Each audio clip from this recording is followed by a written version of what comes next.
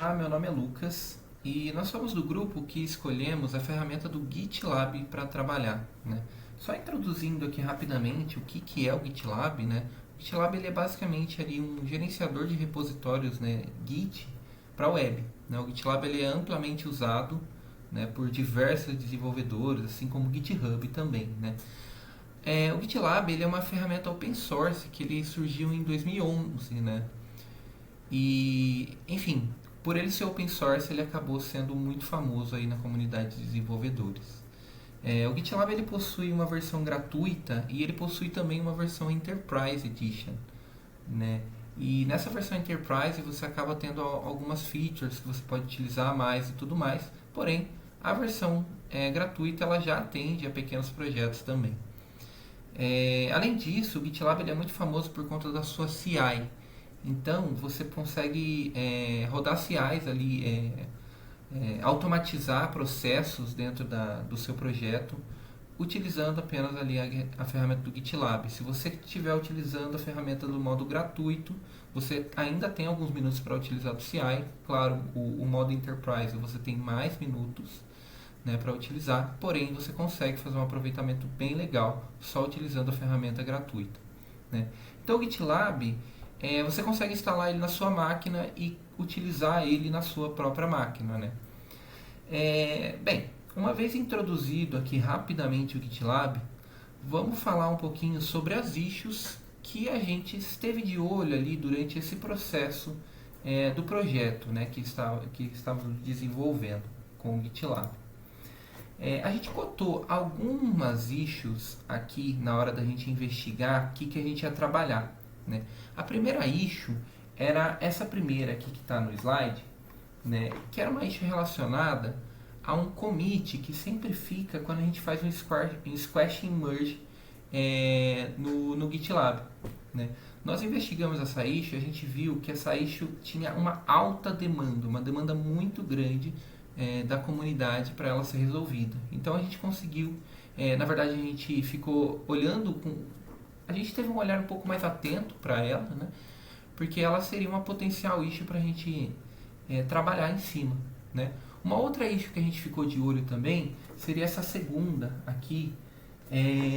Essa daqui basicamente é para a gente conseguir fazer com que os jobs subsequentes fossem também rodados quando a gente re-rodava um job que falhou, por exemplo, né? Então, hoje, quando a gente tenta dar um retry num job ali que falhou, ele roda apenas esse job e ele não roda esses jobs subsequentes, né? Então, muita gente precisava disso também. A gente viu que a demanda era muito alta.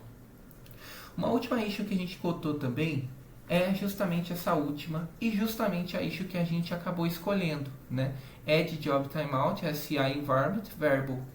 Então, os desenvolvedores eles queriam ter acesso à variável, acesso na verdade ao timeout dos jobs via variável de ambiente para que eles pudessem ter acesso a esse timeout em tempo ali de execução do job para fazer as coisas ali que eles precisavam durante as pipelines, enquanto as pipelines estavam rodando.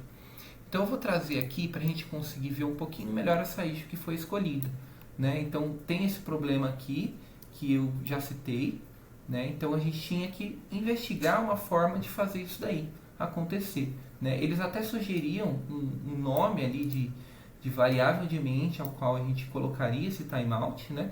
E a gente pode ver aqui que ele tem alguns likes essa issue, né? E que ela é uma issue de 2 anos atrás.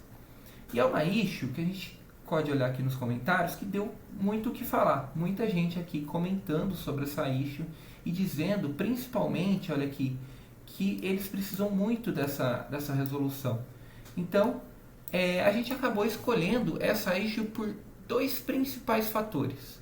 O primeiro fator e o mais importante para a gente aqui foi o fator de que essa era uma issue bem requisitada. A gente não queria trabalhar em algo que ninguém precisasse. Então a gente pegou uma issue que bastante gente queria que fosse resolvida. O segundo fator para a gente ter escolhido essa issue, que também foi primordial, foi o seguinte: entre as 3 issues que a gente trabalhou, depois a gente investigar o GitLab, a gente percebeu que ela é uma ferramenta muito complexa. ela não é trivial de mexer. Então a gente queria uma issue um pouco menos complexa para a gente começar nesse ambiente do GitLab.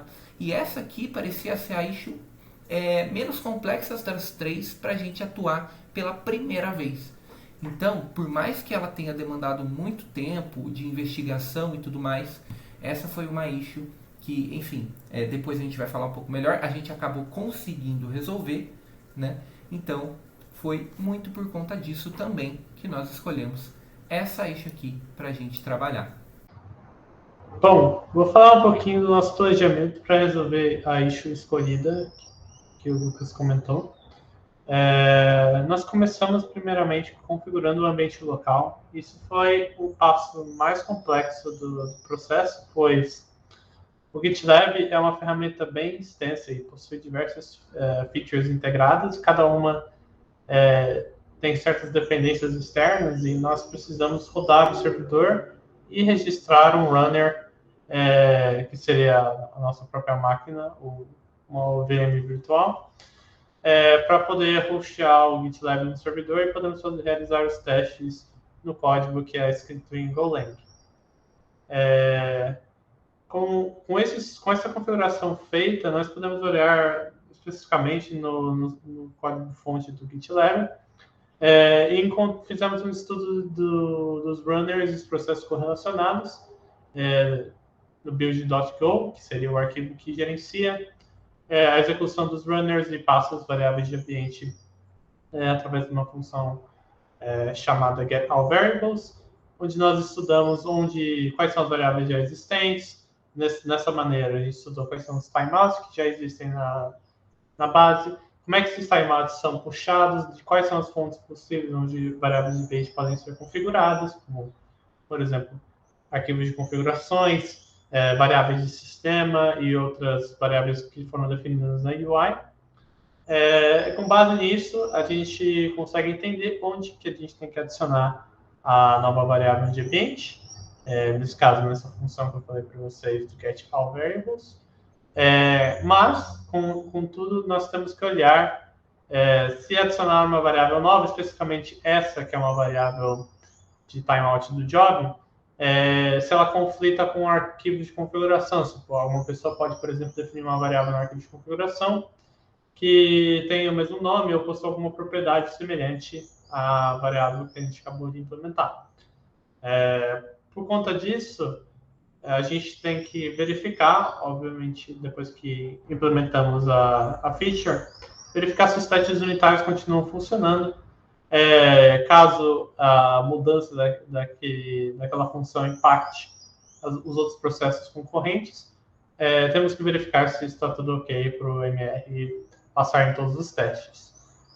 E com base nisso, tendo o merge request feito e da feature e esperando a aprovação e comentários da equipe do GitLab, nós também adicionamos outro merge request para atualizar a documentação do repositório de documentos, que retrata especificamente como usar a pipeline, quais são as variáveis disponíveis, e essa variável seria uma variável extra que poderia ser utilizada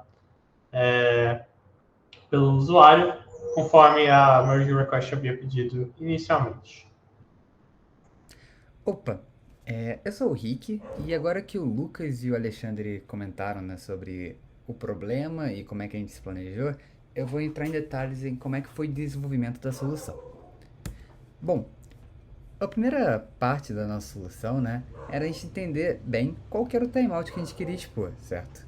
Então, eu deixei na nossa slide, né, vários lugares em que citavam o timeout, né, porque a nossa primeira coisa que a gente fez no projeto, né, foi abrir o projeto do runner e pesquisar por timeout. Vamos entender onde é que está esse cara que a gente quer expor.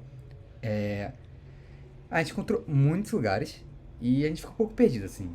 E aí, qual que é o certo? Alguns pareciam mais promissores que outros, mas mesmo assim a gente não tinha tanta certeza. Então a gente começou com uma abordagem para a gente descobrir certinho qual que era o timeout que a gente tinha que mexer. Que foi, vamos aí tocando no código e subindo, né? E vamos tentar entender o fluxo da lógica. Isso a gente não teve muito futuro. A gente chegou numa camada ali de serialização, que era quando o runner se comunicava com outras coisas, que começou a ficar bem difícil de traquear o que estava acontecendo e não trouxe muitos frutos, só ficar observando o código, né? Então a gente foi para nossa abordagem 2, que foi vamos começar a printar esses. Aproveitar que a gente já setou o ambiente local, né? Que foi um monstrinho de fazer. Mas vamos começar a printar esses timeouts e vamos ver qual que tem o valor que é o timeout que a gente quer. Então a gente botou um sprint, rodou, modificou lá a variável que configura o timeout no GitLab, rodou de novo e a gente finalmente conseguiu chegar no nosso cara de interesse, que é o grande get build timeout. Que era o que tinha o nome mais promissor mesmo. Mas bom, com esse cara em mãos, a gente consegue ir para a etapa 2 do nosso plano, que é expor ele como uma variável de ambiente pro runner. Pro runner não, para as pipelines que estão rodando no runner. Felizmente essa parte foi mais simples, ela está mais clara no código, onde é que acontecia esse processo. A única partezinha um pouco estranha dela é que ela é dividida em várias macro funções, digamos assim, né? E a gente tinha que decidir onde botar. Afinal, a gente botou ali dentro da get default variables, que era o que a gente achou que tinha o nome mais apropriado, a nossa variável em que a gente queria mexer, né? Que é o CI job timeout. Aqui embaixo vocês conseguem ver. No final de contas, o código, né, para expor essa variável não é muito complexo, né? Ele é realmente só a gente especificando qual que é o nome, qual que é o valor e tudo mais. A gente põe um pouco também para as conversões aqui, né, para int, que ninguém no nosso grupo tinha contato com Go e tudo mais. E tinha várias formas, né? Usar HY, enfim. Inclusive esse foi um dos pontos que foram comentados no review do nosso PR, né? Tinha várias formas, aparentemente estava usando uma que não era tão padronizada no projeto. E, bom, basicamente esse é o código que expõe a variável de timeout para o CI. E aí, feito isso, né?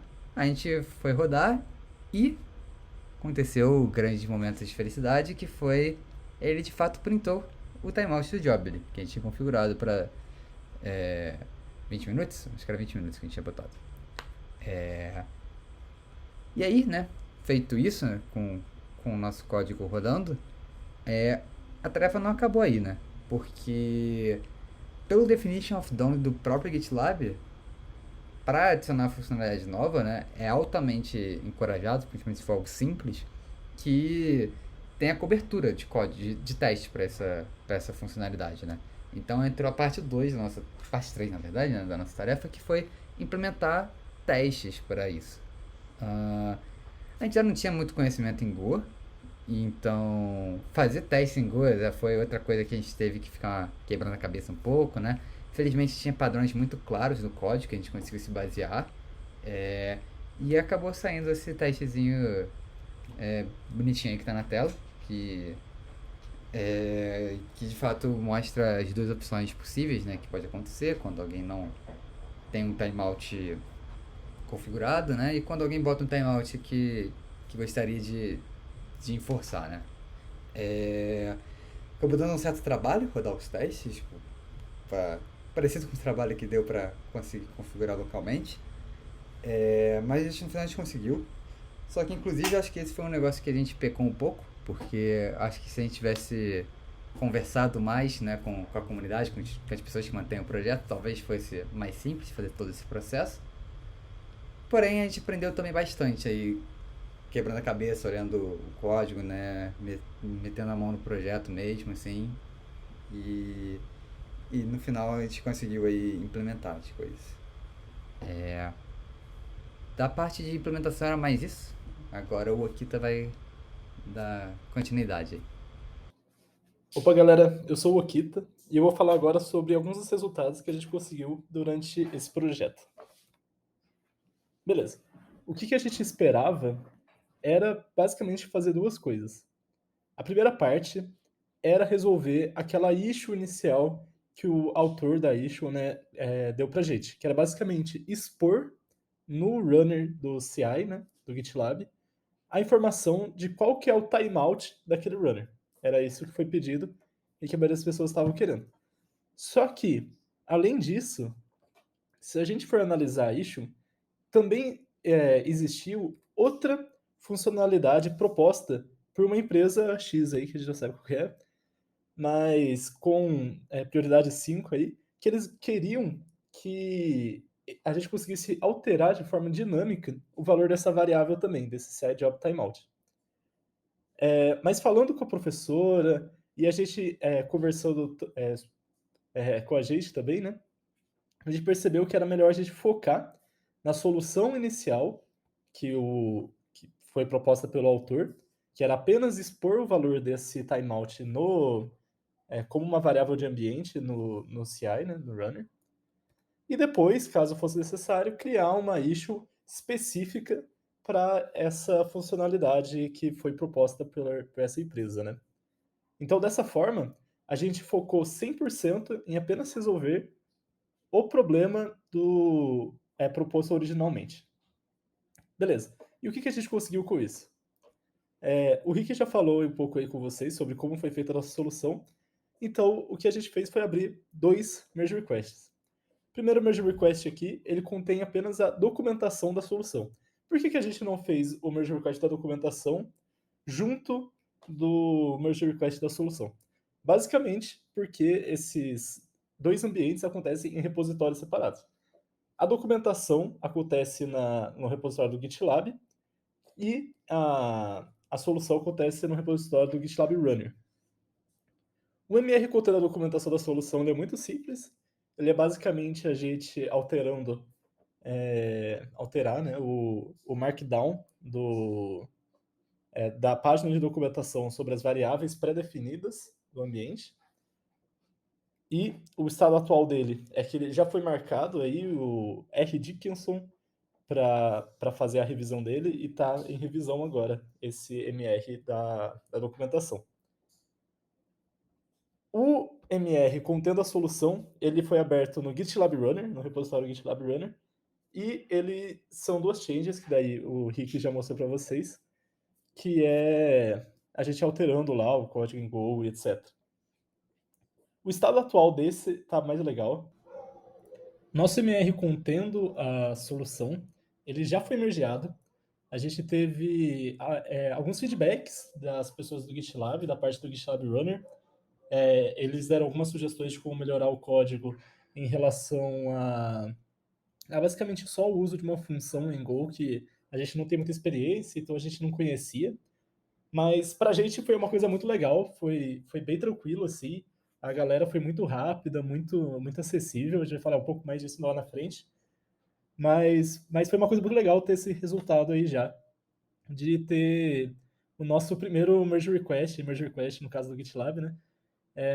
Mas nosso primeiro merge request mergeado. Pra gente foi uma coisa muito boa. Já entrou no código da main do GitLab.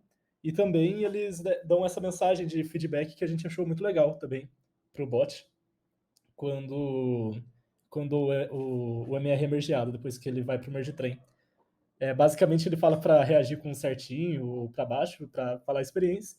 E ele também disponibiliza uma função aí do bot, né? Para dar um feedback. A gente gostou bastante, então a gente deu joinhas e corações roxos aí. E daí, quais foram os nossos aprendizados com esse projeto todo, né? O que ficou pra gente? Primeiro, é que só porque um problema está muito tempo sem ser resolvido, não significa que ele é complexo. A primeira vez que a gente bateu o olho nessa issue, a gente ficou um pouco preocupado, de certa forma, porque a gente viu que já estava 2 anos parada e ninguém tinha resolvido ainda, nem nada. Mas o que a gente aprendeu foi que a gente pode ver até aqui pelo MR, 2 changes só, né, 2 arquivos alterados. Era uma solução relativamente simples, mesmo que estava muito tempo lá. E o que isso também está ligado ao nosso outro aprendizado, que é só porque a issue está sendo requerida por muitos usuários, também não significa que ela é complexa. Inclusive, somando esses dois, é algo que a gente percebeu que ficava ainda mais estranho, né? Porque tinha usuários de empresa, tinha usuários, N usuários aí, querendo essa issue, pedindo muito. Tem até o cara aqui que ele sugere criar um bot para aumentar a demanda para essa feature. Então, da mesma forma, não é porque tem muita gente pedindo que necessariamente ela é complexa. Às vezes, ninguém correu atrás de resolver e a empresa também não deu prioridade. No caso do GitLab, né? Mas o que a gente aprendeu foi isso, que ia muito contra o que a gente pensava antes, né? Então foi bem legal a gente ter visto isso. E nosso último aprendizado aí em relação ao GitLab é que a comunidade open source deles é bem aberta e muito acessível. A gente não esperava tanta velocidade assim e tanta abertura por parte deles para aceitar, por exemplo, um merge request nosso assim e revisar e fazer tudo. Eles são tudo muito bem estruturado, eles têm bots para quando a gente já termina de fazer a nossa revisão e tá tudo certo, para a gente estar ready.